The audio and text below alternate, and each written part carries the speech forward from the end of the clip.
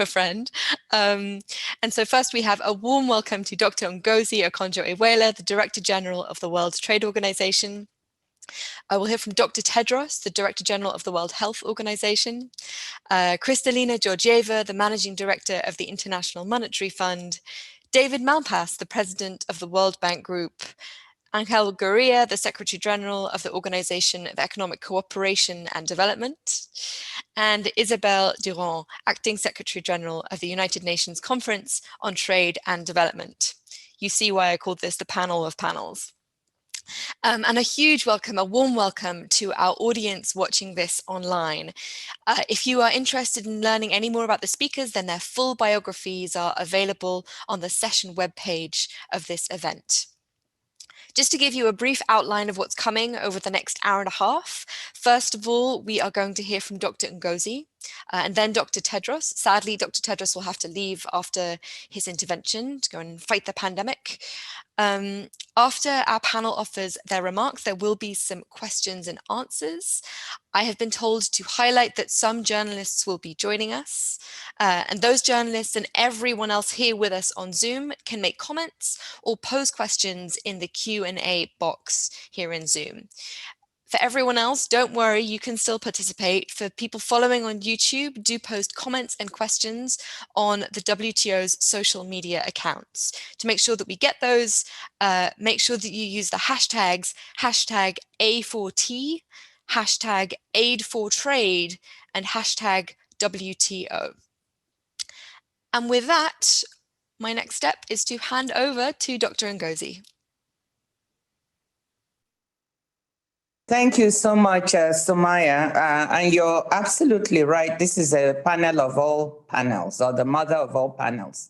I just want to thank my colleagues for taking the time out of their busy schedules for joining us on this Aid for Trade event. So welcome, Tedros, my brother, Kristalina, Angel, David, and Isabel, and really many, many thanks from my part. This stock taking comes at a critical juncture. In the 3 decades before any of us had heard of a novel coronavirus, open global trade helped lift more than 1 billion people out of poverty. By tapping into cross-border flows of goods, services, and ideas, developing countries were able to accelerate growth and create better jobs. For the first time in 200 years, developing countries started to narrow the gap with richer ones. Yet even at the time, it was clear that many people and countries were unable to take advantage of trade opportunities because they lacked the supply side capacity to do so. That is why the Aid for Trade initiative was set up in 2005. Today, the pandemic is reversing hard-won development gains, adding to the problems facing the most vulnerable. The World Bank has warned that more than 150 million people could be pushed into extreme poverty, ending a 30-year downward trend. South Asia and Africa are likely to be the regions worst affected in terms of increased poverty and food insecurity. The pandemic provoked the steepest fall in global trade that we have on record. In the second quarter of 2020, the value of global merchandise trade fell by 21% compared to the year before. Goods trade subsequently rebounded, though not to pre-crisis levels. Services trade has fared less well, weighed down by travel and tourism, which in the third quarter were still more than 2/3 below pre-pandemic levels. Some services sector, especially digital services trade, benefited as workers and businesses moved online. Trade in computer services was up by 9%. The crisis is exacerbating inequalities of all kinds, from gender roles within households and societies to the economic resilience of countries. Least developed countries were hit hardest by the fall in trade and have benefited least from the rebound. Preliminary figures indicate least developed countries' services exports fell 55% in the second quarter year on year, nearly double the figure for the rest of the world. For the first 3 quarters of 2020, LDC goods and services exports were down 19% compared to 15% for the rest of the world. Many low and middle income countries are on track for weak recoveries. Kristalina has warned of, quote, a great divergence in which advanced economies and a handful of emerging markets recover from the COVID crisis, while most developing countries are left behind. This would condemn millions more people to extreme poverty in the years ahead. Our challenge this week and in the years ahead is to make sure this does not happen.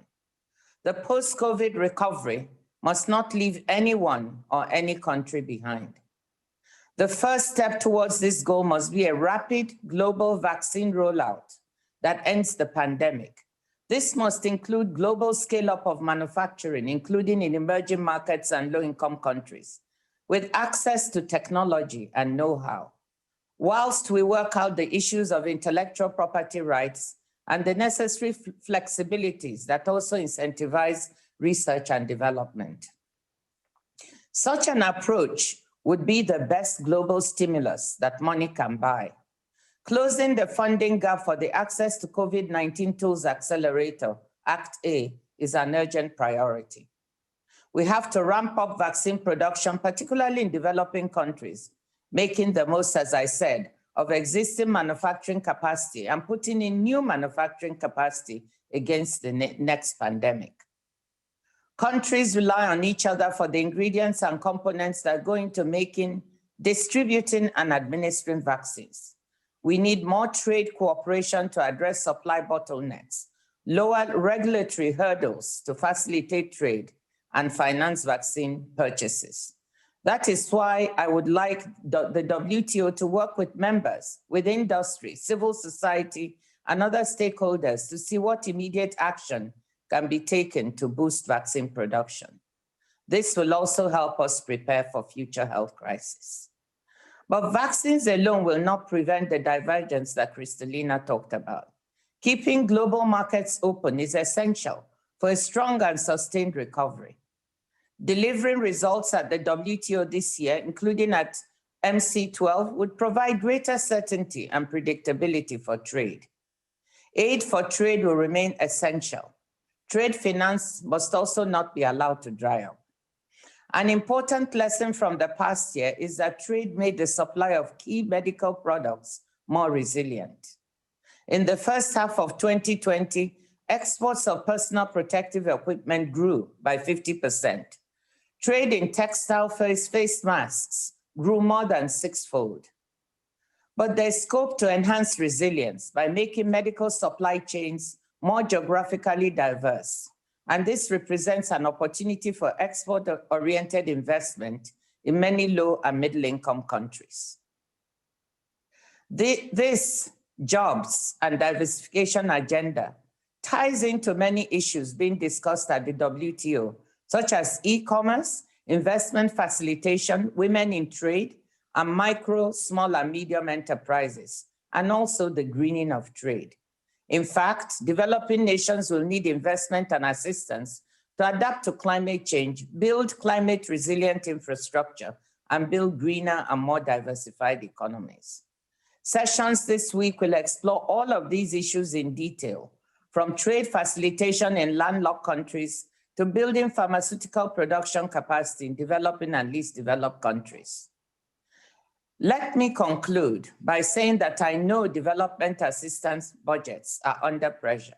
This is understandable, but we should remember that the organizations and members that have cooperated on the Aid for Trade initiative have made a huge difference in people's lives.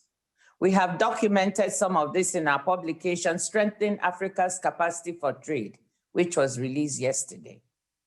Working together now to invest in the recovery of trading partners is not just the right thing to do. Building back a greener, more equitable, more prosperous global economy is a matter of economic self-interest for all countries. We can't afford not to. Thank you very much.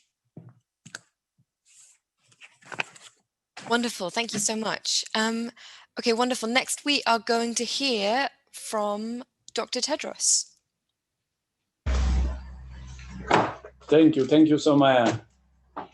And my sister Ngozi, and my other two sisters, Kristalina and Isabelle, and also my brothers, David and Angel.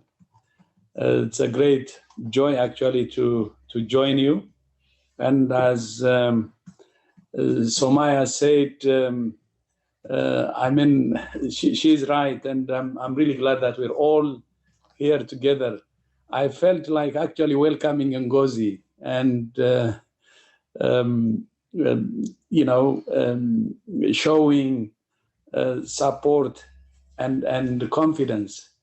So we cannot meet in person to welcome you and to have a party. So I will consider that this will be our welcoming together.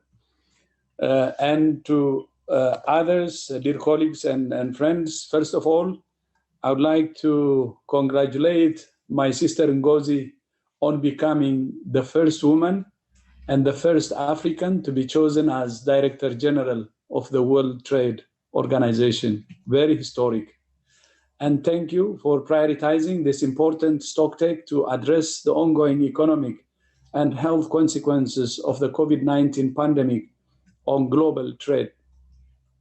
More than 122 million cases of COVID-19 have now been reported to WHO, and more than 2.7 million people have lost their lives. But as you know, the impacts of the pandemic go far beyond the death and disease caused by the virus itself. Millions of people have lost their livelihood. The global economy is in recession, and global trade continues to be disrupted. I think Ngozi had said it. And although the global rollout of vaccines is giving us hope for bringing the pandemic under control, we still have a long way to go and many challenges to overcome. After 6 weeks of declining cases in January and February, we have now had 4 straight weeks of increases. And last week, the number of deaths rose for the first time in 7 weeks. Cases are increasing in most regions. These are truly worrying trends as we continue to see the impact of variants opening up societies and inequitable vaccine rollout. Since the beginning of the pandemic, we have known that vaccines would be a vital tool for controlling it. But we also knew from experience that market forces alone would not deliver the equitable distribution of vaccines. That's why in April last year, we established the Access to COVID-19 Tools Accelerator, which includes the COVAX vaccines pillar, a unique partnership between Gavi, CEPI, UNICEF, WHO, and others. In total, COVAX has now delivered more than 32 million doses of vaccine to 57 countries and economies. We expect to deliver a total of 237 million vaccines between now and May. Still, the rollout of vaccines has not been as equitable as we would have liked. Globally, 459 million doses of vaccine have been administered, but 76% of those are in just 10 countries. The success of COVAX is at risk because of the demands that some high and upper middle income countries are putting on the global supply of vaccines. This is not just a moral outrage. It's also economically and epidemiologically self-defeating. The more transmission, the more variants. And the more variants that emerge, the more likely it's that they will evade vaccines. We could all end up back at square one. And as long as the virus continues to circulate anywhere, people will continue to die. Trade and travel will continue to be disrupted, and the economic recovery will be further delayed. Vaccine equity is not an act of charity. It is the best and fastest way to control the pandemic globally and to reboot the global economy. Meaning, vaccine equity is in every nation's interest. Every day, we're engaged in discussions with manufacturers and leaders of countries at all income levels, exploring ways to ramp up the production and equitable distribution of vaccines. And we see four main ways to do this. The first and most short-term approach is to connect vaccine manufacturers with other companies who have excess capacity to fill and finish, to speed up production and increase volumes. The second is bilateral technology transfer through voluntary licensing from a company that owns the patents on a vaccine to another company that can produce them, as AstraZeneca has done with SK Bio in the Republic of Korea and the Serum Institute of India. Critically, bilateral tech transfer must include provisions for affordability and equity, which has unfortunately not always been the case with some of the vaccine deals done so far. The third approach is coordinated technology transfer and licensing through a global mechanism coordinated by WHO, which we have established through CTAP. This provides more transparency and a more coherent global approach that contributes to regional health security. And fourth, waiving intellectual property rights, as proposed by South Africa and India, is a mid to long-term solution that could help countries with vaccine manufacturing capacity to start moving towards producing their own vaccines. The TRIPS agreement was designed, as you know, to allow for flexibility on intellectual property rights in the case of emergencies. If now is not the time to use those flexibilities, then when is? When is the time? This is an unprecedented situation. My sisters and brothers, in some public discourse, the response to the pandemic has been framed as a choice between lives and livelihoods, between health and the economy. This is a false choice, a false dichotomy. The pandemic is a devastating demonstration that health and the economy are integrated and interdependent. When health is at risk, everything is at risk. But when health is protected and promoted, individuals, families, communities, economies, and nations can flourish. The pandemic will subside, but there will be another one. And countries will continue to face myriad health challenges that sap productivity, fuel inequality, and hold nations back. We can only truly respond and recover if we think of health not as a cost, but as an investment in the safer, fairer, and more prosperous world we all want to. And I would like to ask your understanding and my apologies also that I will be leaving you. I wish I would have stayed with you. We have a polio board meeting, which we scheduled for several months now, which I couldn't escape. So that's why I'm leaving. They had actually started some time ago, so I will join them. But with that, I think men will be a minority. There was gender balance, but I think it's okay to check how being a minority feels, because women have been a minority for a long time. But it's not wrong to be a minority. So thank you so much again, and look forward to working with you very closely and to make the vaccine equity happen. Thank you so much again. Thank you, and congratulations again to Ngozi. Look forward to working with you. Thank you. Thank you. And I'm sure we all wish you well in your efforts to bring the pandemic under control.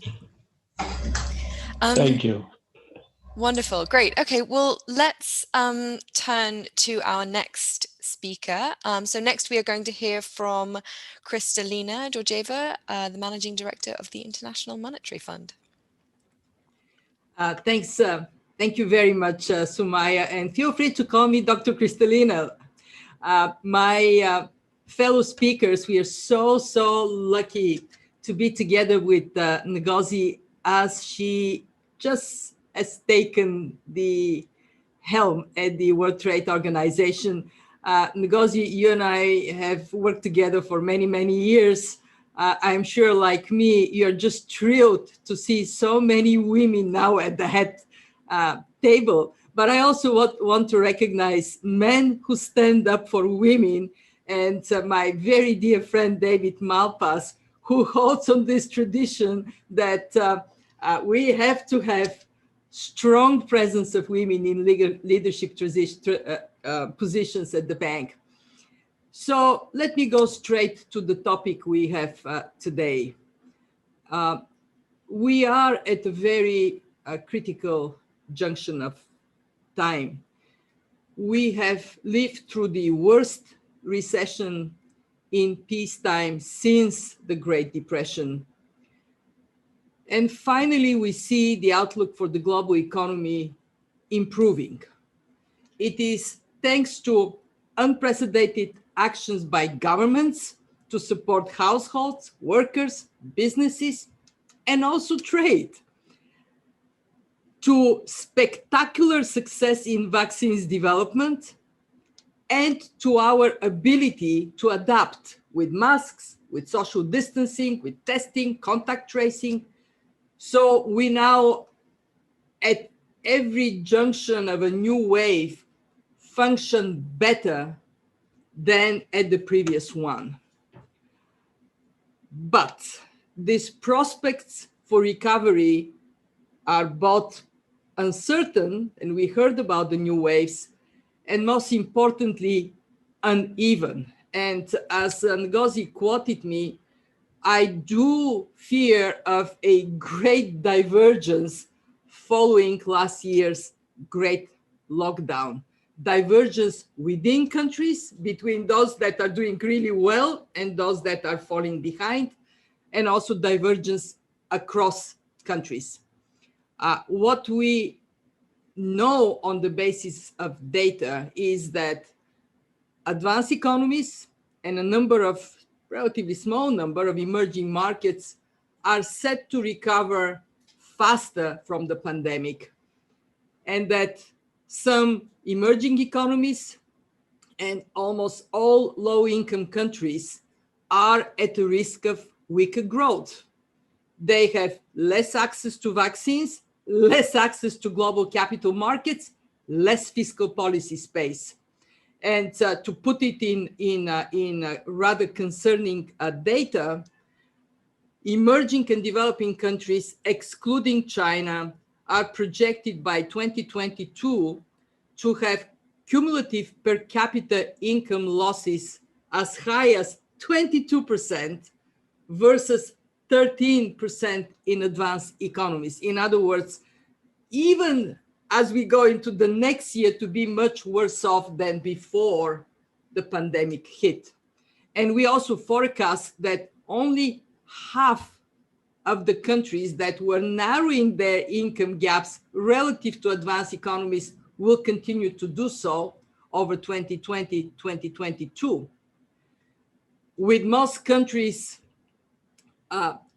both those that are doing well and those that are doing poorly, we have vulnerable people hit especially hard. Low-skilled, informal workers, the young, and women. So in that context, Ngozi, I could not be more grateful to you that you make the topic aid for trade a center of our discussion today. And I would use my time to highlight 3 areas for action and the critical importance of trade in each of them. The first, I echo what you said and what that Dr. Tedros said. We need collective efforts to end the health crisis. It is so very simple. In 21, possibly also in 22, vaccine policy is going to be the most important economic policy. We know, and we heard it from Dr. Tedros, that we can't defeat the pandemic anywhere to the fullest until we defeat it everywhere. We know what is the alternative. It is the risk of new mutations threatening progress. And we know that it translates into focus on, as Dr. Tedros just said, scaling up production and distribution, especially in low-income countries, through COVAX, through what David Malpass is doing at the bank, and also through rapidly reallocating excess vaccines from surplus to deficit countries. The economic and development arguments for coordinated action are overwhelming. You have heard me quoting this number. Faster progress in ending the health crisis is going to translate into raising global income cumulatively by $9 trillion from 2020 to 25. And this 9 trillion split 60-40 between emerging markets and developing countries and advanced economies. And as Ngozi so clearly stated, trade barriers to access to vaccines and treatment work against our common interests. Unleashing the full power of trade to fight the pandemic is a moral and it is an economic necessity. Best value for money we can think of this year.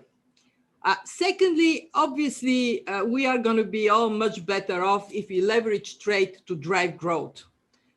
To secure a durable exit from the economic crisis, countries should maintain support to households and firms to avoid economic scars like long-term unemployment or fractured supply chains. So we stick to that message. And we also want to stress that as the recovery takes hold, governments are bound to lay the foundation for growth anchored in medium-term fiscal sustainability. I'm stating it because for quite some time, you would hear me saying, spend, keep the receipts, but spend. Well, I'm now saying you cannot withdraw this support, but think about what next and how to reduce scars in the future. Now, what does it mean in terms of domestic policies? Raising domestic revenues, making public spending more efficient, improving the business environment. And it definitely extends to global policies, re-energizing, reopening trade across borders to help boost the recovery. We saw a 9.6% decline in global trade in 2020. We are now projecting trade volumes to grow by 8.5% in 21, by 6.5% in 22. Step up on the pedal, make it even better.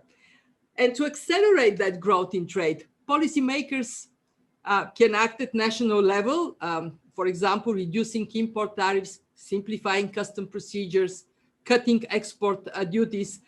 David Malpass is a very, very strong proponent on anything that leads to more transparency to inject more momentum in growth. And these measures can be complemented by international efforts to address the reform of the global trade system. And Ngozi, all the power to you. We all are saying, go, go, Ngozi, so we can see measures to resolve existing tensions, to bring a new momentum for trade. Particularly important as we consider the powerful impact that trade openness can have in reducing poverty and promoting inclusive growth. A rebound in trade, if it is managed well, can lift growth and living standards in the developing world, just as it did it over the past 4 decades when we experienced 11-fold expansion of global trade. And we know trade increases job opportunities, trade increases access for poor households to affordable goods and services. In your continent that is so proud of you, Ngozi, in Africa, a study shows that workers in export-oriented firms earn 16% more than workers in a non-export-oriented rivals. And another one shows that trade tends to reduce gender bias in wages. Now that we know women are severely hit let's embrace trade so we can have progress also on the role of women in our economies. So let me just finish by saying it is the time to double down so trade can be again the engine of growth and opportunities it has been for so long. Let me move to my third point. Trade will be at the heart of efforts to build forward toward a greener, more inclusive, and digital recovery. We are going to experience structural shift to the new climate economy. It will depend on the exchange of goods and services.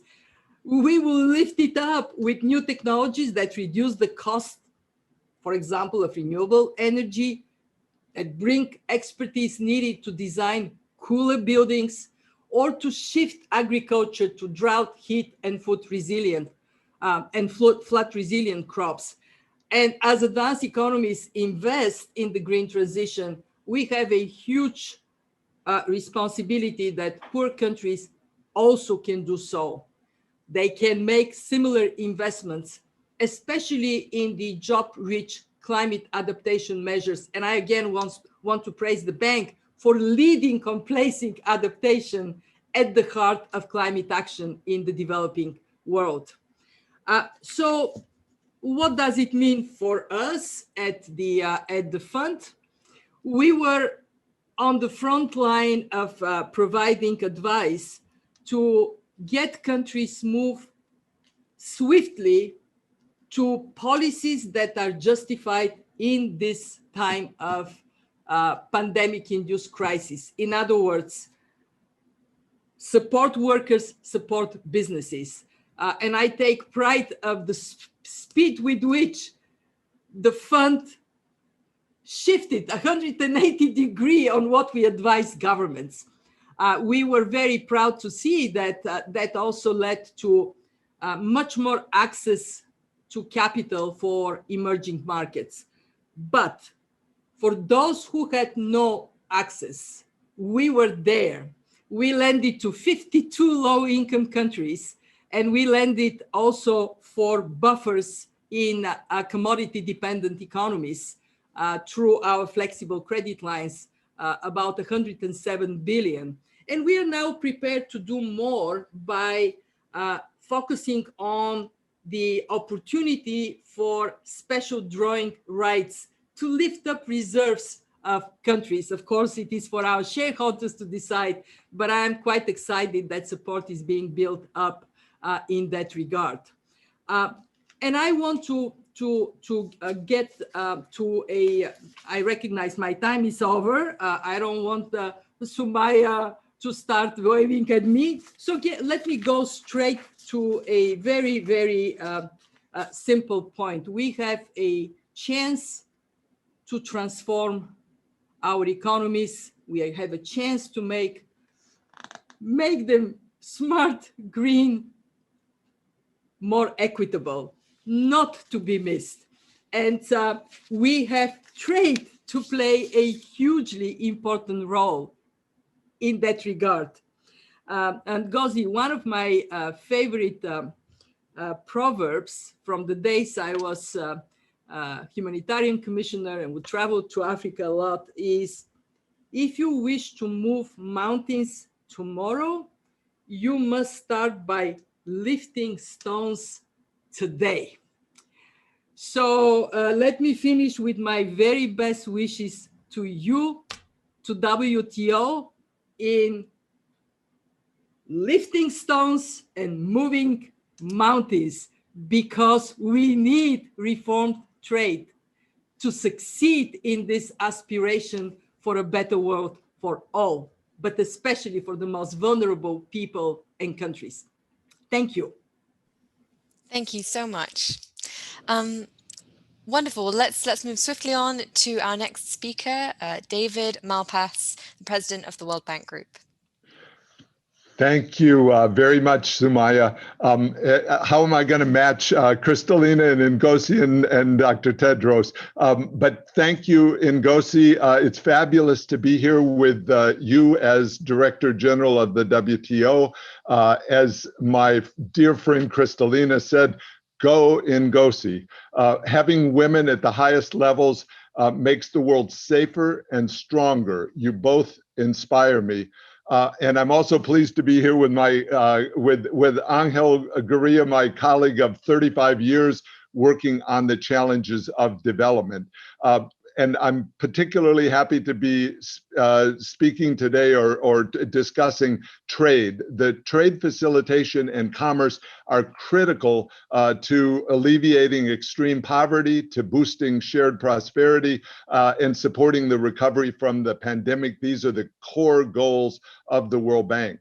COVID, as everyone knows now, is a once in a century crisis, an unprecedented setback in the efforts to reduce poverty and inequality. Let me go through that just as a scene setter. The shrinkage of the GDP, especially in the poorest countries, is devastating. It's resulted in cross-border investment flows that have practically stopped. There's deepening debt challenges. There's the pandemic has, we think, added 150 million people to those in extreme poverty. And the inequality of it is stunning. It's been unequal in terms of the impact. That is that the poor are suffering disproportionately, and it's through all channels, through illness, through job losses, through food supply disruptions, school closures, and the remittance flow, all of these devastating. It's also been unequal in terms of the access to the COVID vaccines. We expect to have COVID vaccine programs in 30 countries by the end of April with $2 billion of financing, but the supply of COVID vaccines available to them, to the countries through COVAX and through manufacturers is still very limited. It's a huge challenge for the world to progress on that. And there's also the deep inequality in the stimulus programs with the central banks of the advanced countries primarily supporting assets of the wealthy, and the spending programs are mostly go into the formal sectors of advanced economies. So these inequalities are compounded by the stark differences in the digital solutions that are available throughout across the world, the inequality of those solutions. So against these concerns, what the World Bank's tried to do, and thank you, Kristalina, for mentioning adaptation and the trade work of the bank is critical. We've provided a record surge in delivery of our programs. We're going to be able to provide $160 billion over the 15-month period that ends in June. IDA will have provided $50 billion total on both grant and highly concessional credit terms. This is helping a lot.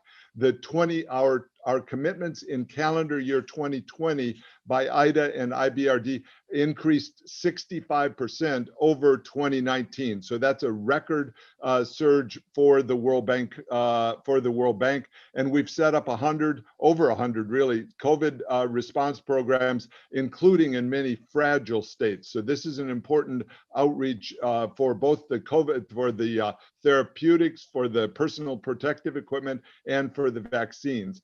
And trade is going to be critical in this. And as I said, go Ngozi, the WTO, the trade regulations of the world need as much support as possible. What we've done through IFC, the International Finance Corporation, is to support both trade finance and working capital, because when the pandemic hit, the correspondent banking systems and other parts of bank financing basically shut down for many of the poorest countries. So IFC has tried to step into that vacuum with huge increases in its trade finance and working capital finance. So I'd like to mention three areas of trade-related aspects of COVID. One is the trade performance itself.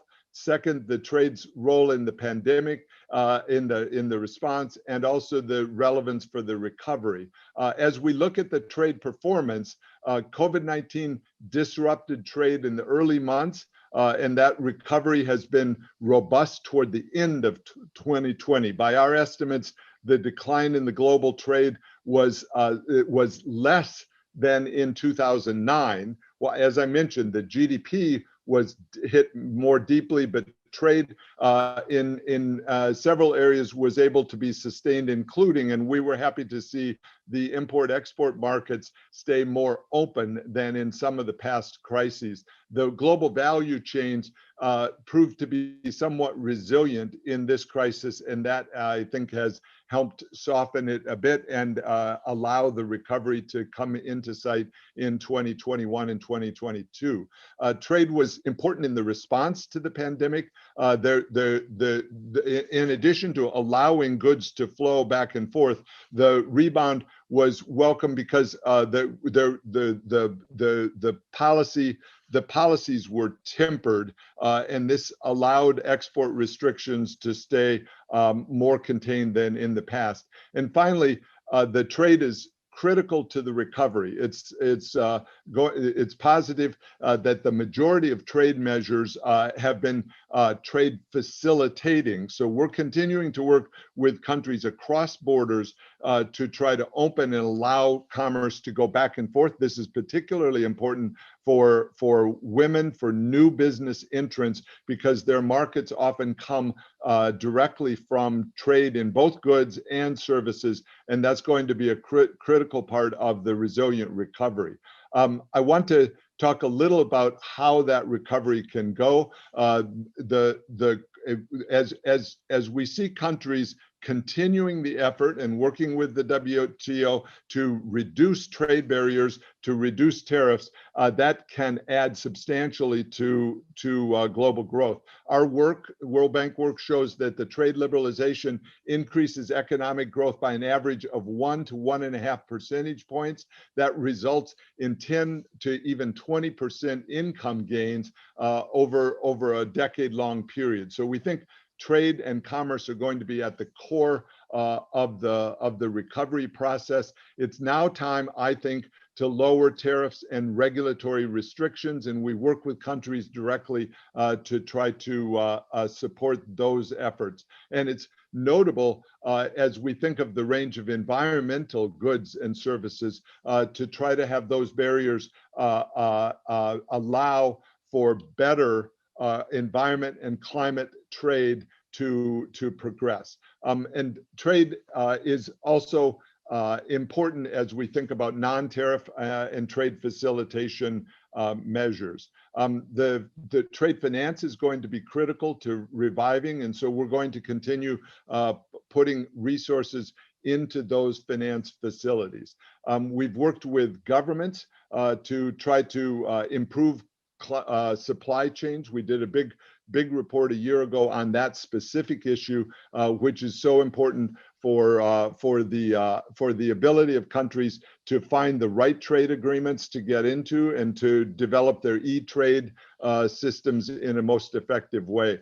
IFC has provided $10 billion in trade finance and working capital since the crisis hit. So this is a material contribution to small and medium-sized enterprises and other vulnerable companies that otherwise wouldn't be able to get financing. So as we look beyond the pandemic, and I have my fingers crossed, I'm pleased to see on a daily basis the increase in the supply of approved vaccines. As countries think about how they're going to develop, it's vital that they invest in human capital. That's especially true of girls and women. We think as many as 1 billion children are still out of school, and the gender-based violence has increased in those situations as family strains have increased dramatically during the COVID crisis.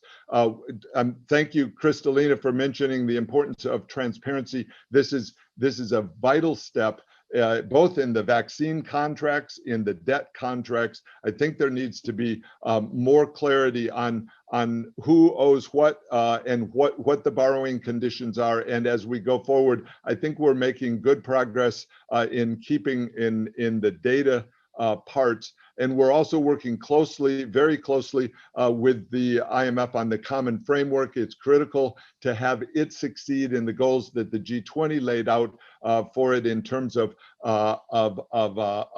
providing debt relief and also then freeing resources for health, education, and climate as countries begin to think about and make progress on building forward. So we need to have as a goal an inclusive and resilient and greener recovery in order to create that environment for the world. We're calling it GRID, green, resilient, inclusive development, and that will be one of our goals. The World Bank has been the biggest multilateral financer of climate action.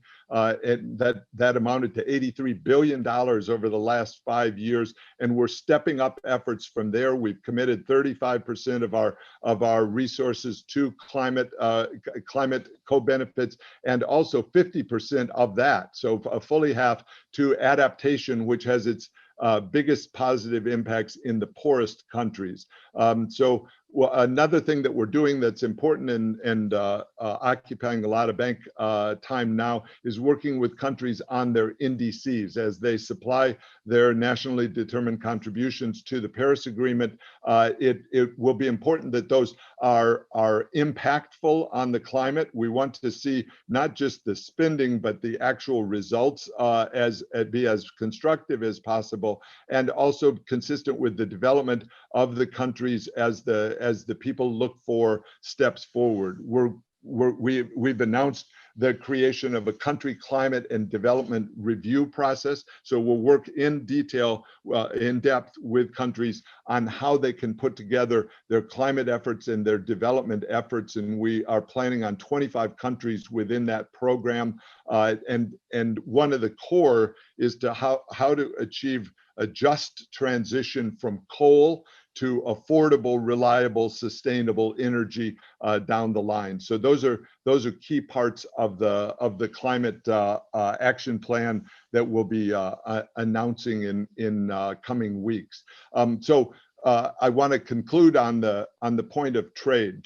Trade is the path for trade between villages, trade between cities, trade across borders, and trade in the global marketplace. This is the path for countries to be able to develop, and for people to be able to innovate and come up with new jobs, new ideas. And so a core part of that is to have the transparent and predictable rules. And this is where WTO has been so vital in finding pathways for countries to work together. We're putting out a new World Bank report on the distributional impacts of trade. That's what it's called. It'll be released next month, and it shows that trade can increase the opportunities for workers in developing countries to enter into the formal economy, but only if they're able to access export-oriented jobs. And that means improving worker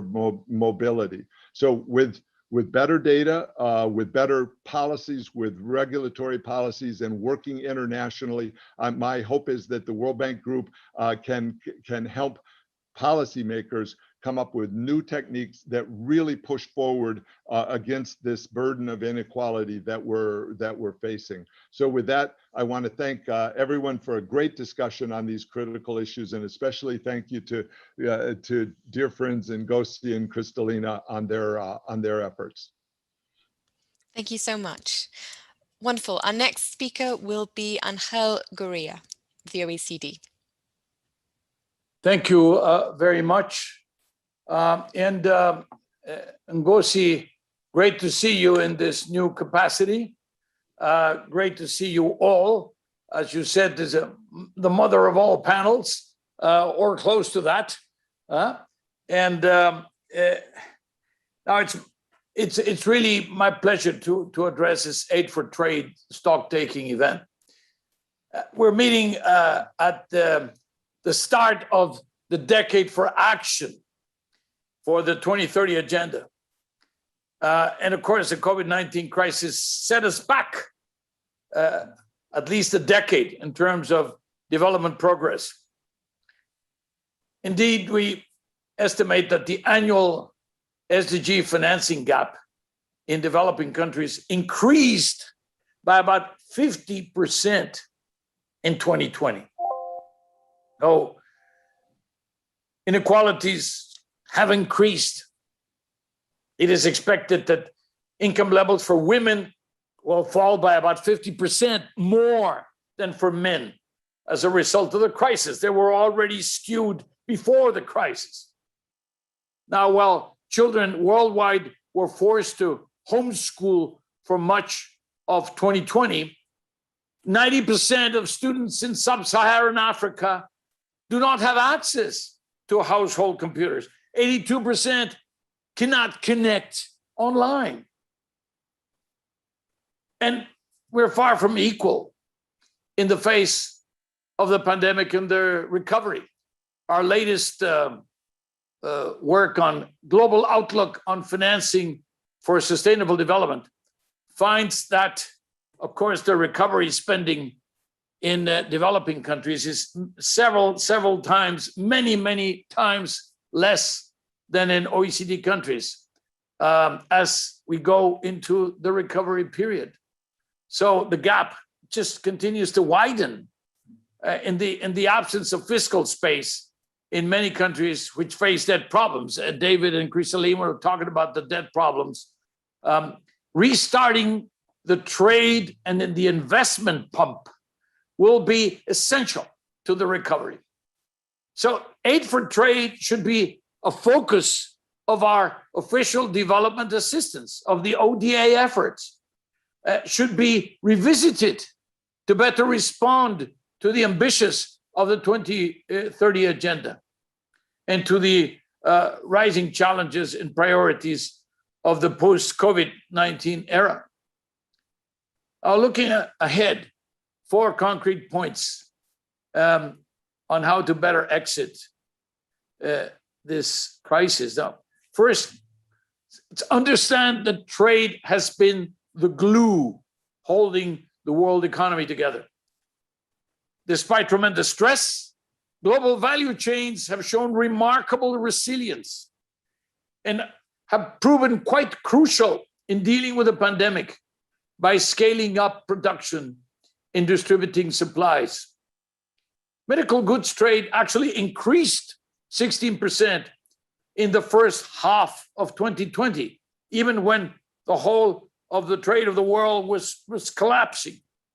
So we need to continue to work to support these resilient value chains, from raw materials used in the manufacturing of drugs to the patients that benefit from them. The Aid for Trade programs can do precisely that.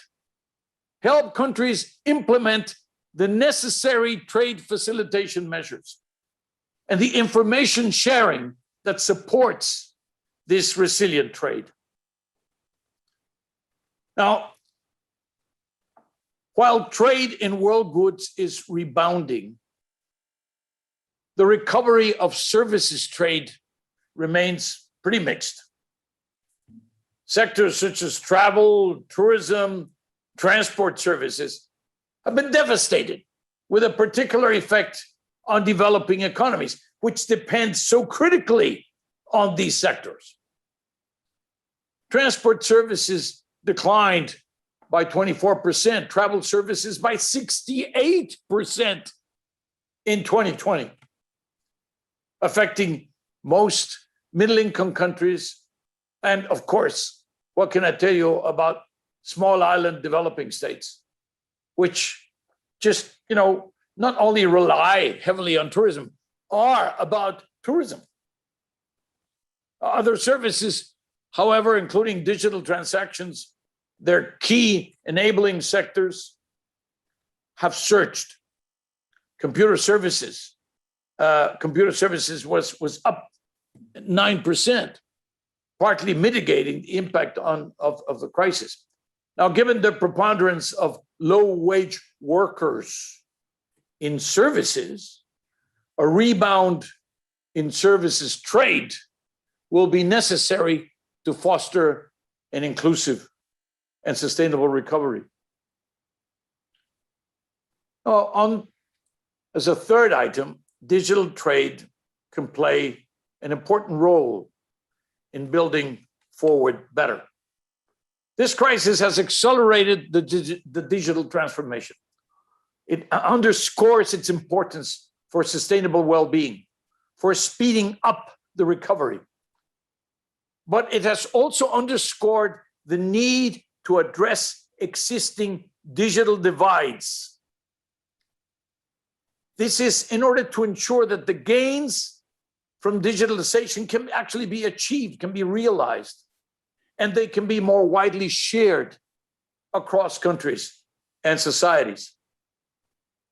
And then, last but not least, governments should seize the current opportunities to incorporate climate-friendly policies into their recovery plans.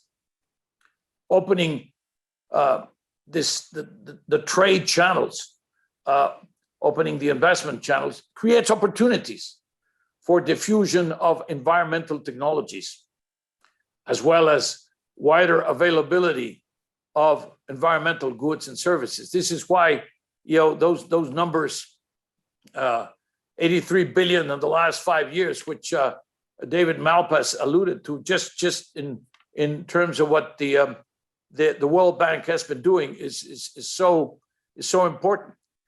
It improves supply security of inputs that are key to energy transition.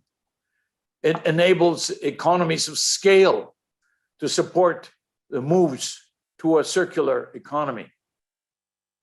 Now, what is this aid for trade about? We are together here about aid for trade. Well, Ngozi, early in the time of Pascal Lamy, so quite a few years ago,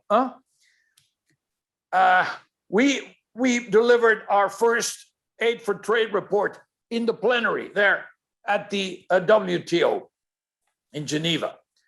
And we, of course, mostly the donors, they reported that was okay. But we had 7 recipient countries. 7. They couldn't care less. They didn't understand. They didn't follow. They didn't know what it was about. I mean, we felt desolate, but we just persevered and persevered. Well, the last one was about 100, okay? Or more than 100. So it caught up. And year by year also, it was 5% and 7% and 10%.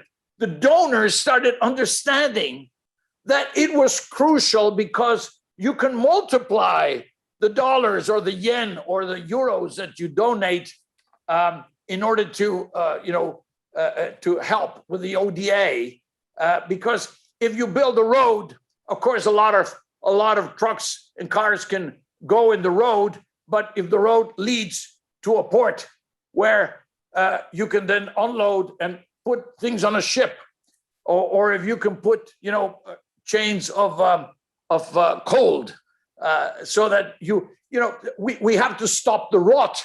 And what is the rot about? Rotten food, rotten production of things. A third of the food is wasted.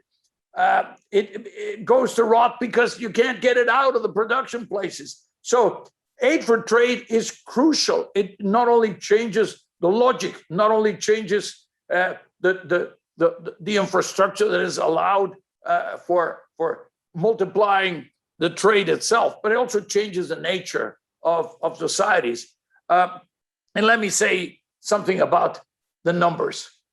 Kristalina, I always quote you when I say 14 trillion so far, and that was, I don't know if that was before the 1.9 trillion, probably now we're 15 to 16 trillion that we've thrown at the, how much is the ODA, the Overseas Development Assistance?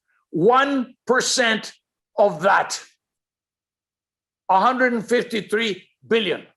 That's the ODA. And imagine, just 1% of that could double, could triple, could quadruple. 1%, a little bit more and a little bit better. It's generous, yes, but it's smart. Just imagine, if you incorporate in the aid for trade concept that vaccines are absolutely critical because they provoked the trade to go to a standstill practically, and also that is going to be very much needed, regardless of the humanitarian impact, just on the practical impact so here the room in order to make a difference is enormous. As I said, it's generous, but it's also smart. So, dear friends, what the pandemic made clear to us is that we must ensure that trade and investment provide maximum development footprint in partner countries. The ultimate shock of the COVID-19 crisis is poverty or increased poverty. And programs like Aid for Trade are essential to build forward better. Without a sustained trade and investment flows, the strong, the resilient, inclusive, the green recovery we strived for will not happen. So as we forge ahead, only by working together with the right political leadership, we will be able to tackle the challenges ahead. So please count on the OECD to stand by you, to work with you and for you, and support you every step of the way. Dear Ngozi, welcome on board. Thank you. Thank you. Our next speaker, last but very much not least, is Isabel Duran, the Acting Secretary General of UNCTAD. Thank you.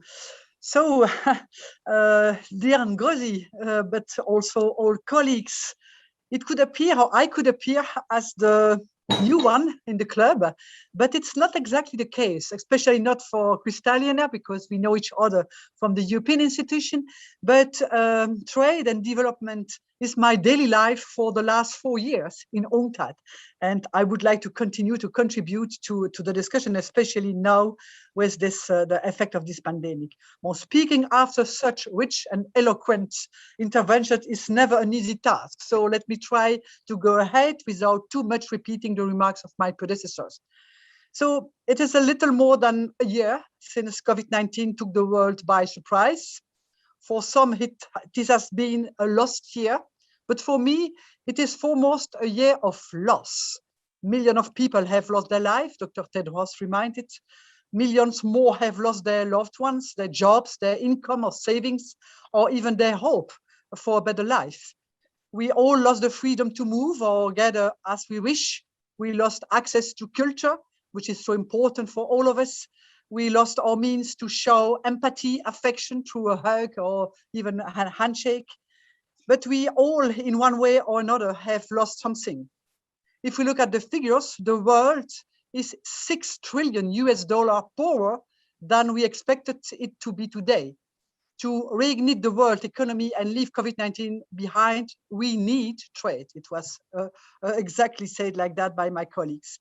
I know, of course, that I'm speaking to the converted, and I don't need to convince anyone here about the power of trade.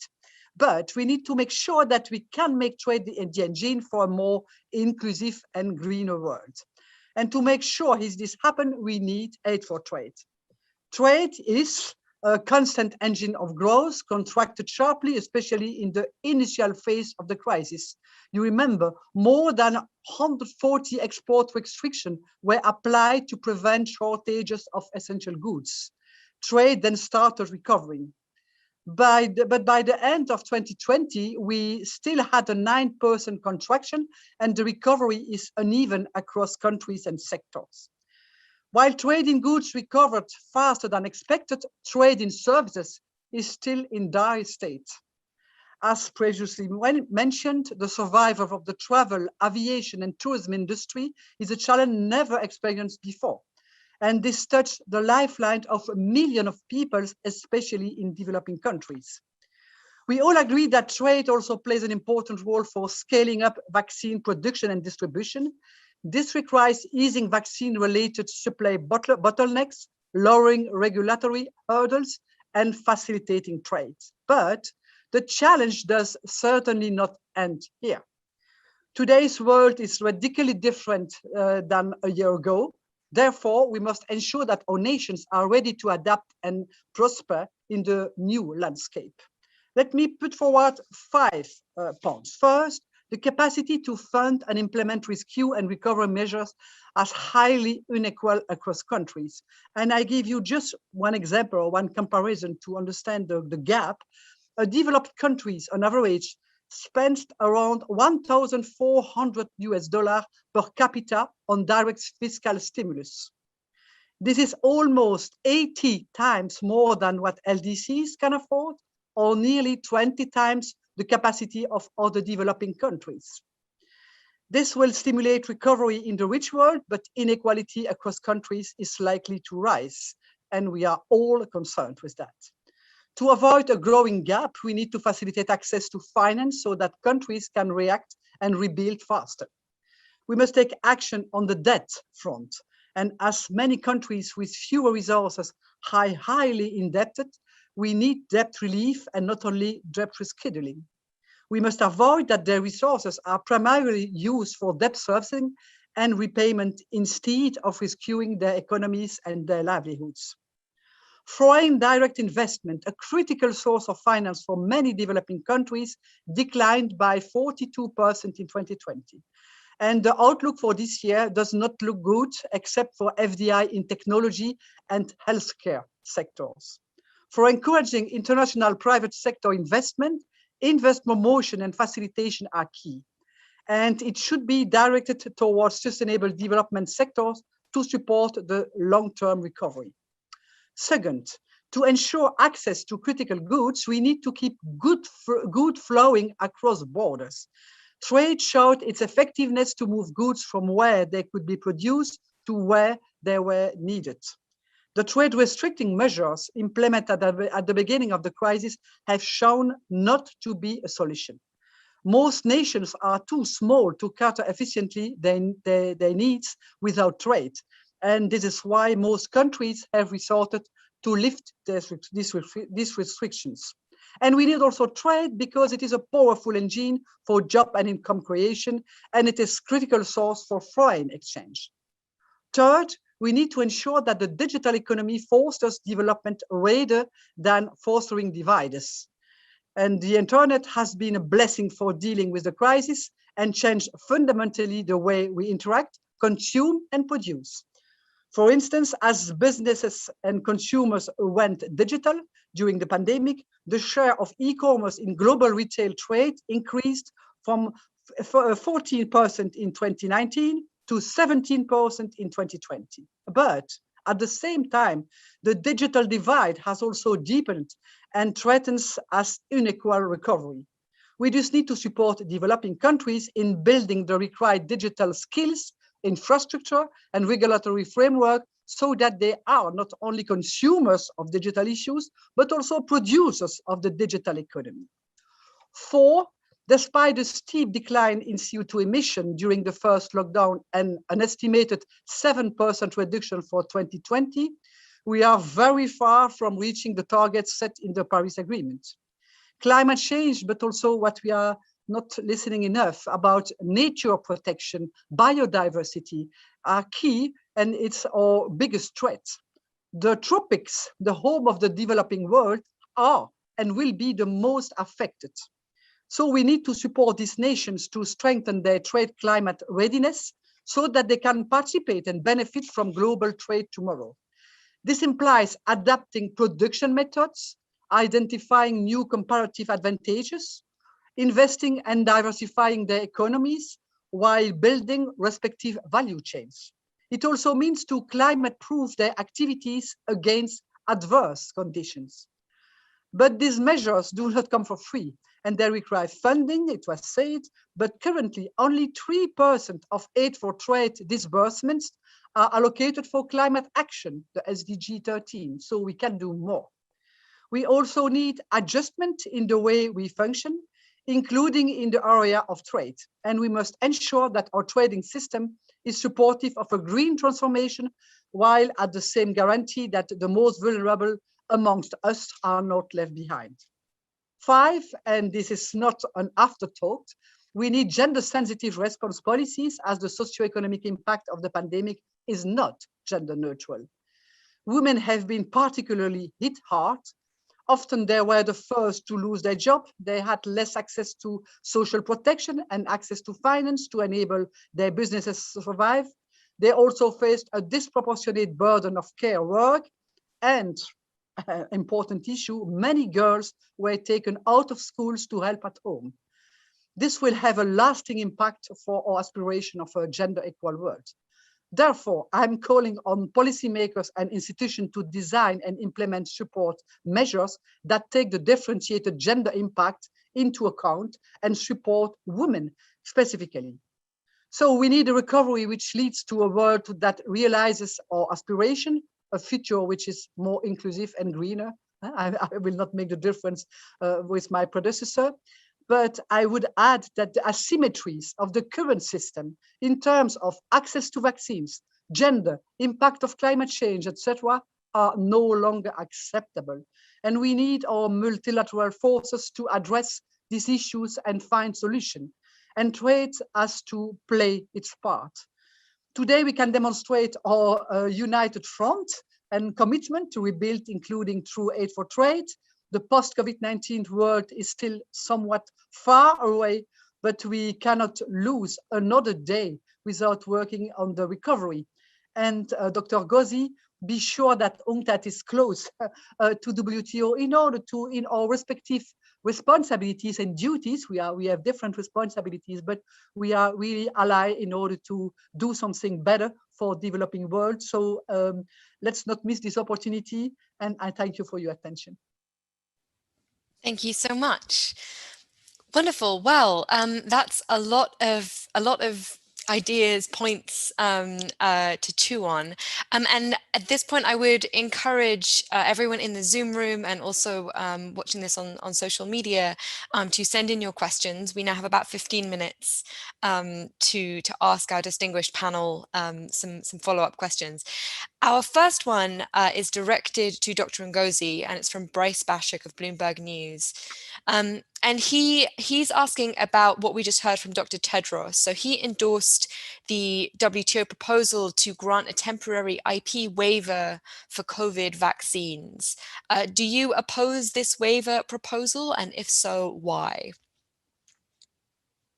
Well, thank you very much, Sumaya, for that question, and to Bryce. No, I don't oppose it at all. What I've proposed is a third way, because people are dying.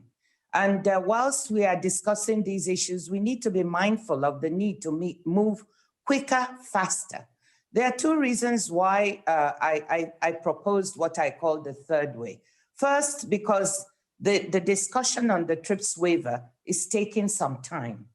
And the second point is we need to get access, equitable and affordable access faster to people in poor countries. So focusing on ramping up production, on trying to use existing capacity to increase the supply of vaccines, on trying to work on reducing export restrictions that are affecting supply chains. These are some of the ways that I thought we could really work on increasing production whilst we talk about the TRIPS waiver and the flexibilities that requires. Now, you know, everybody knows why developing countries have been asking for this waiver. During the HIV/AIDS epidemic, countries had to wait. People died for 10 years before they were able to get access to produce the drugs generically. The H1N1 epidemic, rich countries bought up vaccines and poor countries did not have access. So there's a very solid basis. So we need to listen to what the developing countries who are asking for a waiver are saying. We need to dialogue with them and find ways of accommodating their concerns on intellectual property, whilst also making sure we do not disincentivize research and production. So in grosso modo, I think, as I always say, we can walk and chew gum. We can work with manufacturers to increase production now, whilst we also work on the issue of the TRIPS waiver and how we can accommodate the flexibilities being asked for by developing countries and respect also research and development. Thank you. Thank you. Does anyone else on the panel want to comment on that? Isabelle, perhaps? Thank you. Yes, I think that I agree that we have to find a rapid solution, because it's true that I think that the debate on the waiver on IP is really important, and it has to take place. If it is not for now, it's for the future and for a lot of other goods in the health system.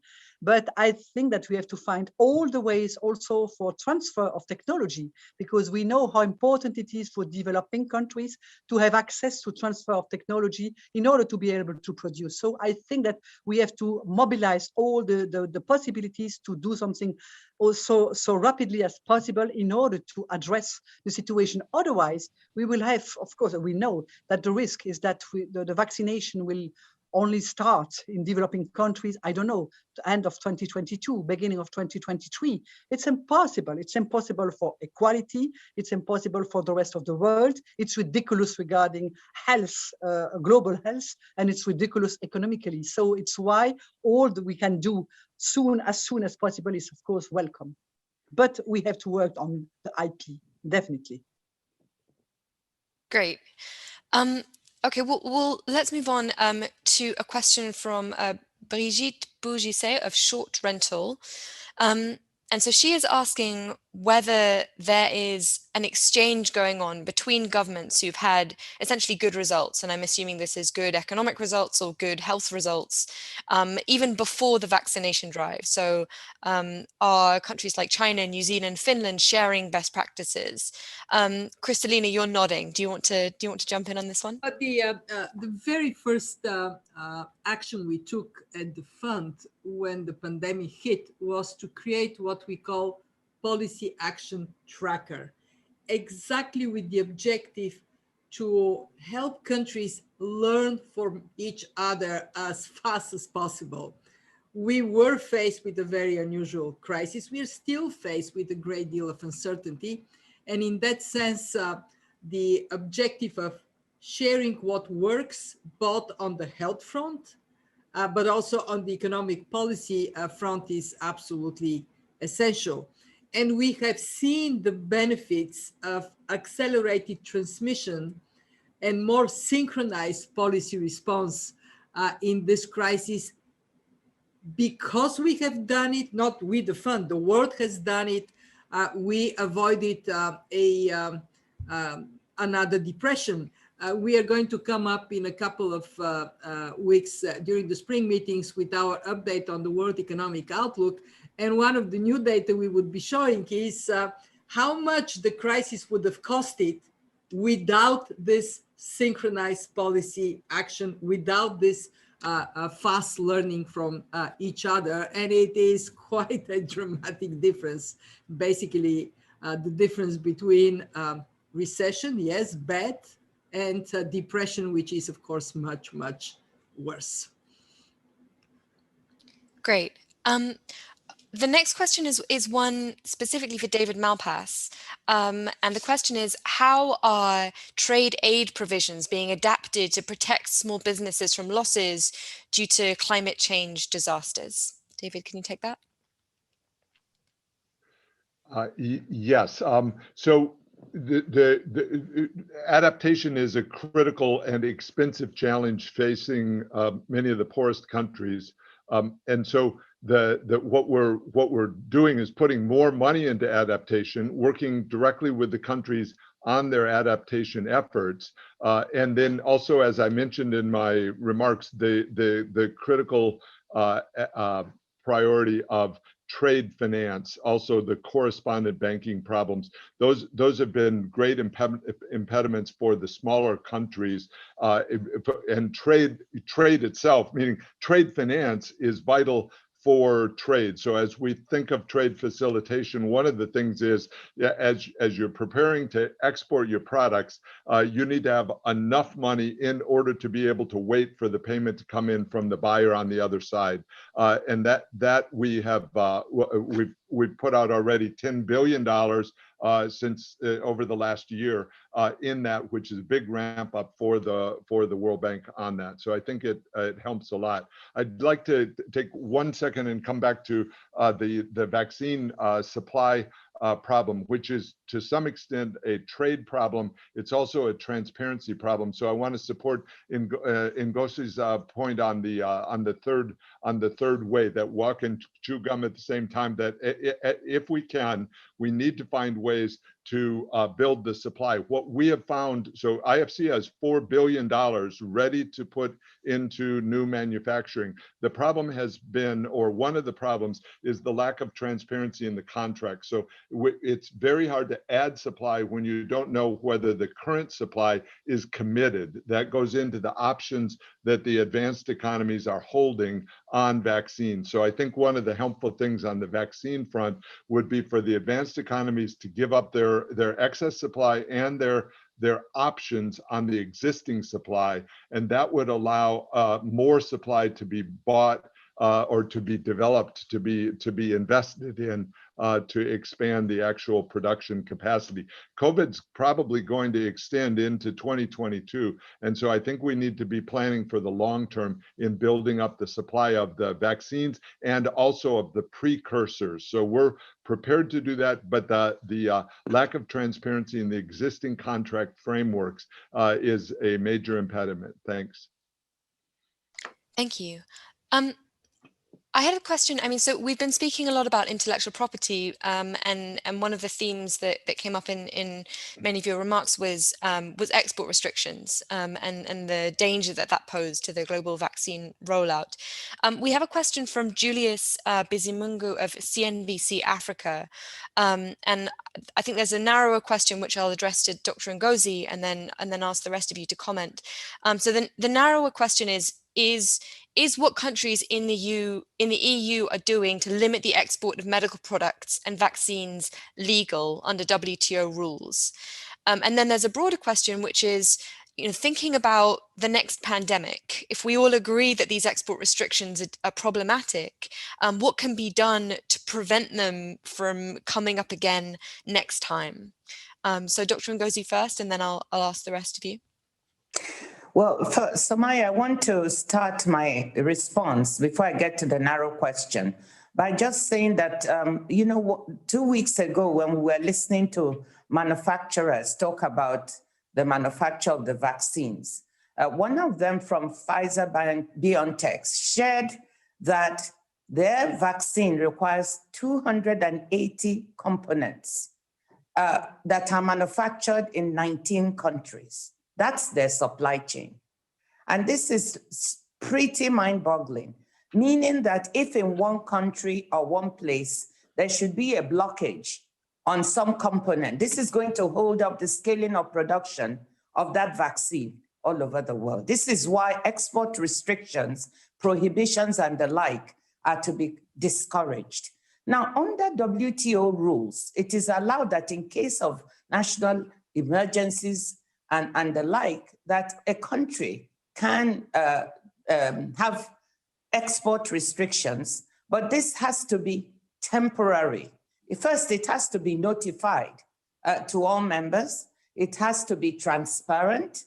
It has to be temporary, so there must be a limited time, and it has to be proportionate to the situation that caused it. So yes, to some extent, declaring an export restriction or prohibition is not against WTO rules, but it is very much discouraged that this be extended. With the temporariness of it and the transparency and proportionate are very crucial aspects. And that's what we're discussing or trying to work on during the pandemic. Actually, this is what WTO can contribute that members limit these export restrictions and have very, very good reasons if they are to put them in place at all. So he asked about the EU, and of course, we've been discussing with the EU. The EU says they're the only area exporting vaccines to other countries, and that they've made so many exceptions to the restrictions. But I can share, I did express my disappointment to them, because it's also very, what should I say? The example, it's also very symbolic that the EU, that many members look up to, be seen not to be having these restrictions. So whilst we understand the politics of what they are doing, I've said openly I'm disappointed, particularly in the fact that they extended it from March. March 31 had been the declared stop, and now it's been extended to June. And I'm actively talking to them about how we can make sure that this restriction is dealt with. Wonderful. Okay, we're essentially, we've got 2 minutes left. So I'm going to ask Angel to comment on that very briefly, and then I'm going to turn back to Dr. Ngozi to wrap things up. Thank you very much. I think, you know, we got a very nice case. One of the main vaccine producers provided for India to produce the vaccines, where they need billions, and provided for Argentina, which has been feeding its own population, and of course, other countries in Latin America. So there you have, without having to you know, work on waivers or whatever, just the practicalities of the flow happening. And it doesn't take away from the fact that you know, they're selling vaccines. So I just say that because we get engaged in all these words, you know, and they become more important than the problem itself. In terms of the latest comments, and in terms of the well, I think there's a question of the whole strategy. The logic of facing the virus was badly organized from the very beginning, I would say.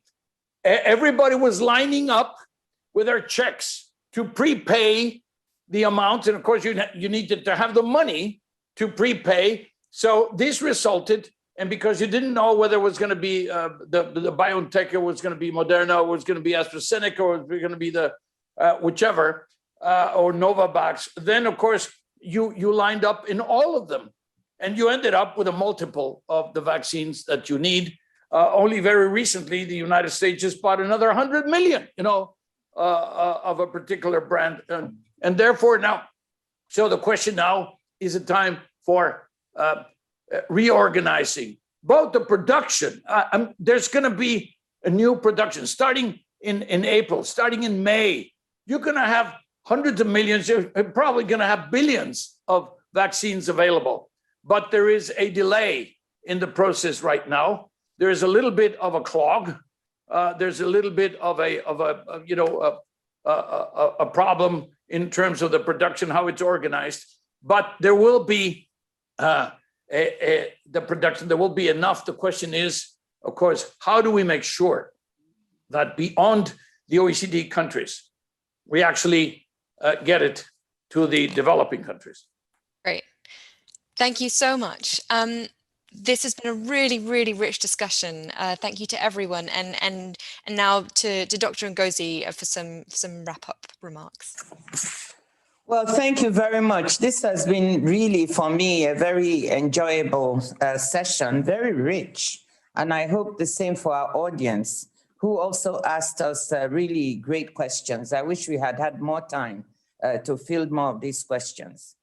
There's no doubt that what we have all agreed on in this discussion is that trade has contributed positively to helping to solve the problems in the pandemic by allowing goods, especially medical goods, to move more freely between countries, especially for those who have no capacity to manufacture their own. Could it have done more? The answer is yes, and it can and could do more. And this is what every speaker has emphasized by referring to the issue of vaccines. I think we've all spoken very passionately about equitable and affordable access to vaccines as being perhaps the best economic stimulus that we can bring, the best cure for the inequity that we see that was already existing in the world, but is being exacerbated now. And it's trade, in part, that can make these vaccines flow.